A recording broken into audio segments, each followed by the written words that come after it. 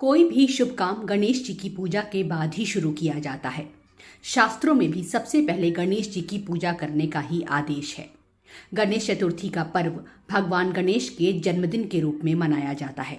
इस वीडियो में आप जानेंगे कि गणेश जी की मूर्ति खरीदते समय कौन सी गलतियां नहीं करनी चाहिए, गणपति स्थापना की सही विधि क्या है, गणेश जी की पूजा कैसे करें और गणेश विसर्जन के समय किन बातों का ध्यान रखना चाहिए।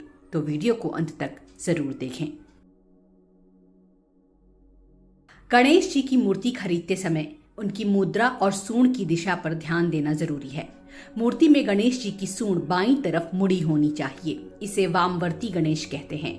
ये घर परिवार के लिए बहुत मंगलकारी माने जाते हैं। गणेश जी के एक हाथ में मोदक और दूसरा हाथ आशीर्वाद मुद्रा में हो तो इसे धन और सौभाग्य देने वाला माना जाता है।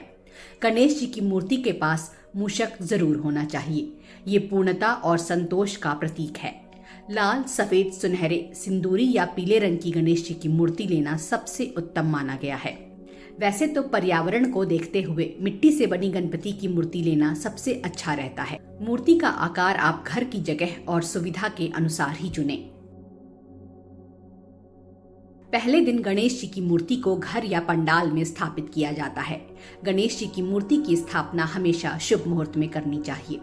स्थापना से पहले पूजन सामग्री जैसे कि पूजा की थाली, कलश, नारियल, फूल, दुर्वा घास, मोदक, फल, मिठाई, दीपक, अगरबत्ती, कपूर, रोली, चंदन और सुपारी एक जगह रख लें।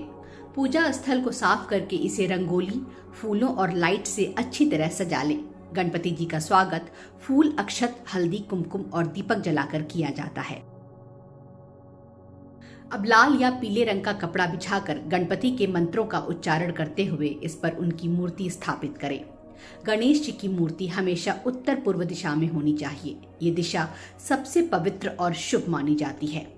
अगर उत्तर पूर्व संभव ना हो तो उत्तर दिशा भी शुभ है, क्योंकि इसे कुबेर की दिशा कहा गया है। मूर्ति के पीछे खुला स्थान या खिड़की नहीं होनी चाहिए।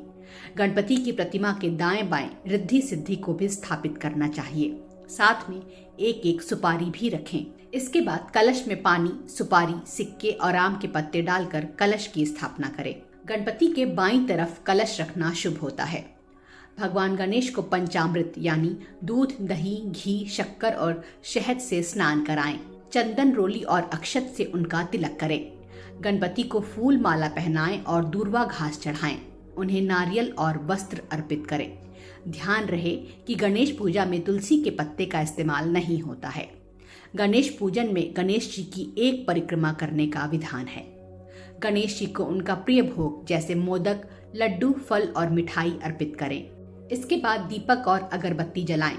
गणपति के मंत्र या गणेश श्रोत का पाठ करें। गणेश जी की आरती करें और अंत में श्रद्धा पूर्वक प्रार्थना करके प्रसाद बांटें।